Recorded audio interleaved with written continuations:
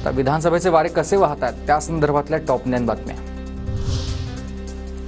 महाराष्ट्रातील 11 राजकीय पक्षांसोबत भेट घेऊन चर्चा केली आहे। सण उत्सव पाहून निवडणुकांची घोषणा करावी अशी राजकीय पक्षांची भूमिका, निवडणूक आयोगाच्या अध्यक्षांची माहिती। मवियात ठाकरे गटाला 44 जागा मिळतील अशी स्थिती। काँग्रेस 150 ते पवार गट 88 जागांची मागणी करणार अशी स्थिती आहे। वंचितचे अध्यक्ष प्रकाश आंबेडकरांचा दावा। धनगर समाजाला एसटीतून आरक्षण दिल्यास दंगली होतील, महाराष्ट्राचा मणिपूर होईल। आता मुख्यमंत्र्यांनी जीआर काढण्याचं आश्वासन देणं घटनाबाह्य आहे, भाजपचे नेते पद्माकर बळी यांचं वक्तव्य। धनगर समाजाला आता एसटीतून आरक्षण देण्याविरोधात झिरवाळ आक्रमक। सोमवारपासून मंत्रालयासमोरील गांधी पुतळ्याजवळ झिरवाळ यांचं धरणं आंदोलन।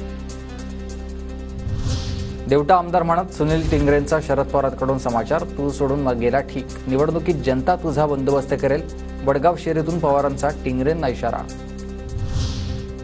तर पवार माझ्यासाठी कायमच आदरणीय, माझा कान पकडायचा त्यांना अधिकार, प्रत्युत्तर देणार नाही, पवारांच्या टीकेवर सुनील टिंगरे यांचं वक्तव्य। हिंगोलीत रोहित पवारांचे भावी मंत्री असा उल्लेख असलेले लागलेत बॅनर। रोहित पवारांच्या वाढदिवसानिमित्त बॅनर पाहिजे।